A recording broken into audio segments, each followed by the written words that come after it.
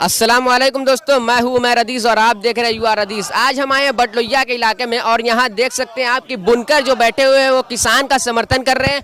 और जैसा कि मैंने आपको कल बताया था कि 8 दिसंबर को भारत बंद है और इस भारत बंद में बुनकर प्लस किसान दोनों आंदोलन करेंगे और बुनकरों को किसानों का समर्थन जैसे पहले प्राप्त था वैसे आज किसानों को बुनकरों का समर्थन प्राप्त है।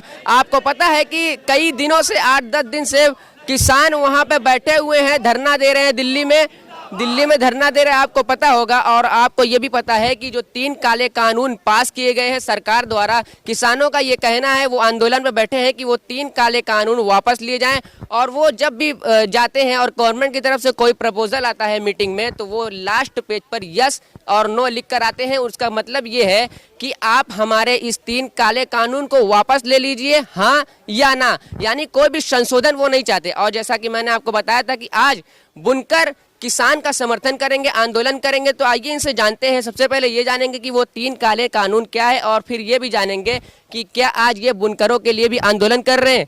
यहाँ पे देखिए बैठे हुए हमारे साथ मनीष भाई और कई बुनकर भाई हैं। तो मनीष भाई ये सबसे पहला सवाल करते हैं कि आप जो यहाँ पे बैठे हुए हैं किस लिए बैठे हुए हैं? आप जानते हैं आज पिछले 12 दिनों से किसान दिल्ली को घेरे हुए हैं और हमको लगता है कि इतिहास का सबसे बड़ा हमला किसानों पे ये अब की सरकार ने किया है। और ठीक इस दौर में जब कोरोना काल का दौर हो और किसानों ने भी जो है आर पार की लड़ाई का एक ऐलान कर दिया है। आज उनके पूरे समर्थन में भारत बंद का ऐलान है। और ये जो हमला है, ये हमला आप समझ लीजिए कि उनकी जमीन को अंबानी के लिए, अडानी के लिए छीन लेना, एक जो उनका है, उनका जो एमएसपी है उसको ख़त्म कर देना, उनकी जो मंडी सिस्टम है उसको ख़त्म कर देना। कुल मिला के ये जो अंग्रेजों के काल में जिस तरह से किसानों की जमीन पे क्या वो फसल उपजाएंगे, क्या वो बोएंगे, क्या उसका दाम होगा, जमीन का मालिकाना क्या रहेगा, किसके पास रहेगा, ये सारा कुछ बड़ी कंपनी के हाथ में, पूंजी के हाथ में रहा करती थी। एक बार फिर से यह सरकार कंपनी राज वापस लाना चाहती है और इसलिए देखिएगा कि ये जबरदस्त इसका एक विरोध जो है पूरे देश में हो रहा है। और इसीलिए आप देखिएगा अभी भी ये सरकार उसमें कुछ संशोधन की बात कर रही है और किसानों का कहना है कि ये पूरा बिल ही जो है किसान विरोधी है। देखिए सरकार से जब भी वार्ता होती है किसानों की तो सरकार का यही कहना होता है कि आप इसमें कुछ संशोधन कर लीजिए और आप घबराएं नहीं। वो बार बार आश्वासन दे रहे किसानों को, लेकिन किसान बार बार आंदोलन कर रहे हैं और सरकार की बात क्यों नहीं मान रहे वो? देखिए एक बात तो ये है कि इस सरकार पे, पहली बात तो इस सरकार ने पिछले 5 सालों में भरोसा खोया है और झूठ पे झूठ बोला है। इन्होंने कहा था स्वामीनाथन कमेटी का रिपोर्ट लागू कर देंगे किसानों के लिए, आज तक वो लागू नहीं हुआ। लेकिन ढिठाई देखिए कि वो अभी भी इस बात को कहते रहते हैं कि मैं नहीं लागू किया। लेकिन कहीं देश में उनका स्वामीनाथन ने आयोग कहा था कि जितना आमदनी है उसका 1.5 गुना हमको जो है वो मिलना चाहिए और वो आज तक नहीं मिला। ये झूठ बोला। अभी वो झूठ बोल रहे हैं कि मंडी सिस्टम बना रहेगा। जब मंडी के बगल में अडानी अंबानी की मंडी लगेगी और ये जो है तो धीरे धीरे इस मंडी को आप खत्म कर देंगे। यहाँ टैक्स लगेगा, यहाँ टैक्स नहीं लगेगा। सरकार का तो ये कहना है कि आप मंडी खोल दी गई है आपके लिए, आप कहीं भी किसी दूसरे राज्य में भी माल बेच सकते हैं और महंगे रेट पर बेच सकते हैं। सरकार ने ये क्या कानून बना दिया कि जो रेट हमने तय किया, एमएसपी जो हम तय करेंगे, वह रेट किसी को भी हर निजी पूंजी भी बाध्य होगी। यह भी सरकार बनाने के लिए तैयार नहीं है।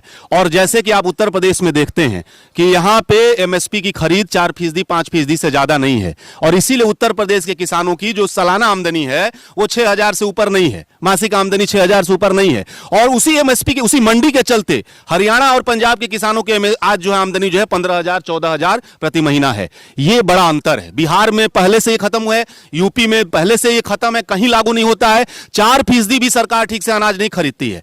और पंजाब हरियाणा ही एक ऐसा राज्य है, आप समझिए कि जहां पे अभी भी 90% जो है सरकारी खरीद होती है। सरकार अडानी अंबानी की इस पे नजर है कि पंजाब और हरियाणा के किसानों को भी मजबूर किया जाए अडानी के शरण में जाने के लिए। आपने कहा कि पंजाब और हरियाणा वाले ही एमएसपी का सही से उपयोग कर पाते हैं, यूज कर पाते हैं। तो जब बिहार और यूपी वाले इसका नहीं यूज कर पाते थे और इसका लाभ नहीं ले पाते थे तो पहले से आंदोलन क्यों नहीं किया गया?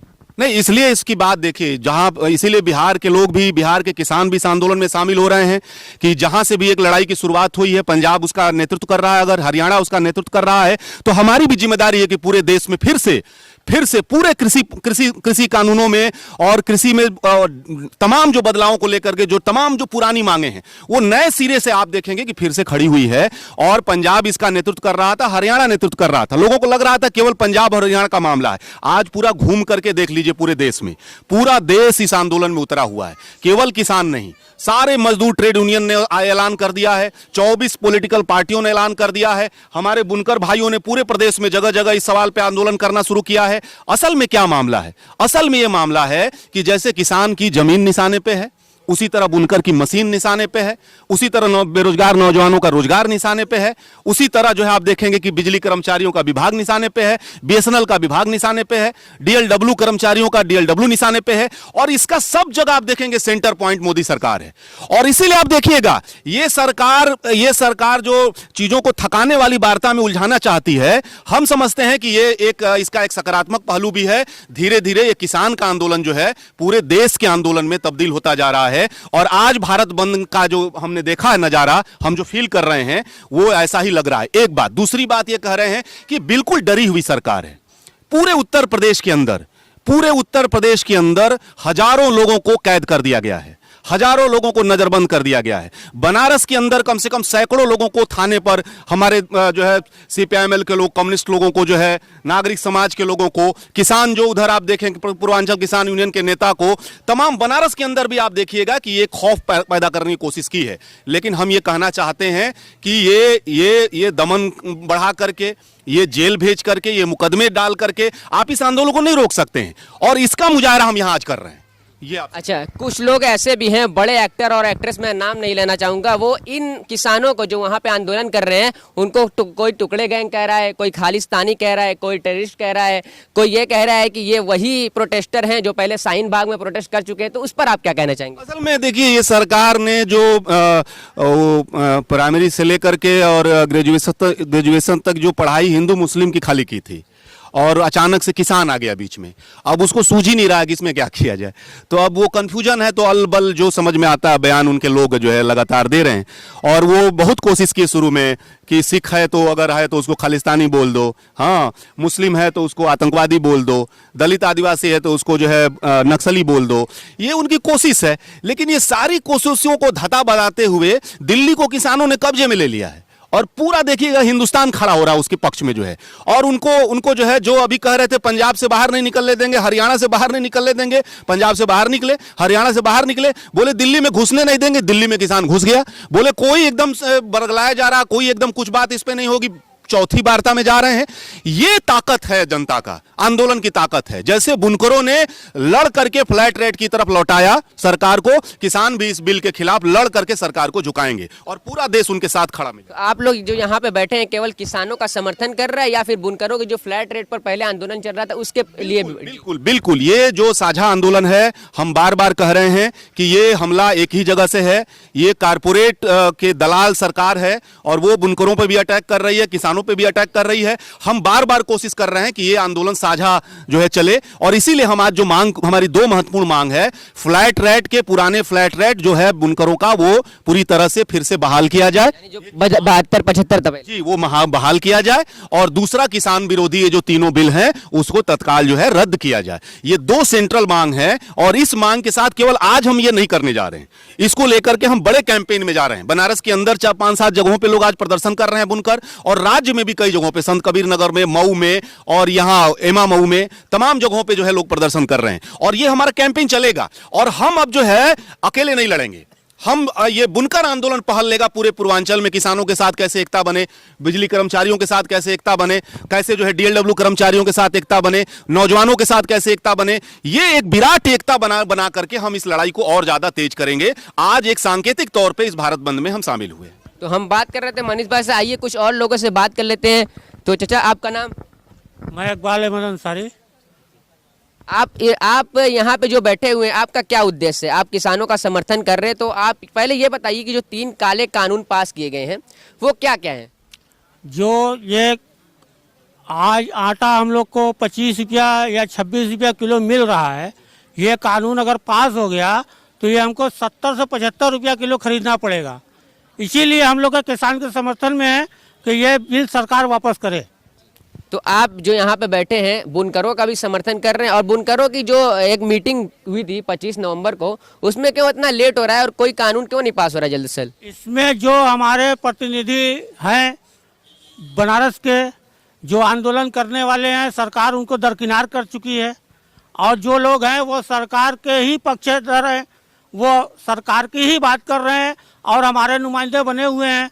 और हम लोग को बुनकर, जो गरीब बुनकर है, हम लोग के यहाँ एक समस्या ये है कि किसी के पास अगर एक मशीन है तो उसको पैसा जमा करना पड़ेगा। अगर सरकार 500 रुपया पर लूम अगर इशू करती है तो वो 2000 रुपया जमा करना पड़ेगा। उसमें बारीकी ये है कि 1000 रुपया अन्य चीज़ों के लिए जो उन्होंने लगाया है, जैसे कि काटी मशीन हो गई, अंटा मशीन हो गया, अगर 2000 हम लूम का देंगे और 1000 वो देंगे तो 3000 हो गया। अगर हम रेडिंग के हिसाब से जमा करते हैं तो हमारा 1200 से 1400 रुपया पर महीना आएगा। तो हम उसको जमा करें या इसको जमा करें, ये बुनकर के हमारे दलाल लोग जो है ये बुनकर को गड्ढे में ढकेल लिए हैं। ये हम लोग दुविधा में है कि हम कहाँ जाएंगे अब। तो मनीष भाई, एट लास्ट अगर मैं कुछ सवाल करना भूल गया और आप बताना चाहते हो दर्शक को तो प्लीज। नहीं, मैं बस इस आपसे ये कहना चाहते हैं कि ये सरकार अपना अभी भी उसको जग जाना चाहिए, ये समझ लेना चाहिए कि अब दमन के बल पे आप जो है और तानाशाही के बल पे और लोगों को जो है दबा करके अब जो है उनके सवालों को आप नहीं दबा सकते हैं। और जितना जल्दी इस सरकार को सद्बुद्धि आवे, जितना जल्दी ये सरकार समझे, अन्यथा अब ये लड़ाई धीरे धीरे मुद्दों से जो है राजनीतिक लड़ाई में बदलती जा रही है और सत्ता परिवर्तन की तरफ, सत्ता को पलट देने की तरफ भी बढ़ती जा रही है। ये सरकार को सोचना चाहिए। और आप खुलेआम इस देश में ये इस देश की फितरत रही है, कभी बड़ी पूंजी के सामने, कंपनी राज के सामने, अंग्रेजों के सामने सरेंडर नहीं किया, तो ये अडानी अंबानी के राज के सामने भी सरेंडर नहीं करेगा। और इस सरकार को या तो चेंज होना होगा, बदलना होगा, या सरकार ही बदल जाएगी, व्यवस्था ही बदल जाएगी। तो हम देख रहे हैं कि जब से ये सरकार आई है तब से कोई ना कोई प्रोटेस्ट चल रहा है, जैसे एनआरसी है, उसके बाद ये बुनकर मामला, उसके बाद फिर किसान मामला। तो बहुत पब्लिक बहुत ज़्यादा परेशान है और सरकार को ये चाहिए, मेरी रिक्वेस्ट भी है कि इन सारे मसलों को जल्द से जल्द हल करें, नहीं तो फिर एक बहुत बड़ा कैंपेन खड़ा हो जाएगा और फिर इसको सत्ता परिवर्तन जैसे कि मनीष भाई ने कहा कि हो जाएगा। तो आप देख रहे हैं UR हदीस। अगर आपको ये वीडियो पसंद आए तो प्लीज़ आप इसे लाइक करें और दोस्तों के साथ शेयर करें और हमारे चैनल UR हदीस को सब्सक्राइब करना ना भूलें। मिलते हैं नेक्स्ट वीडियो में। अल्लाह हाफिज़।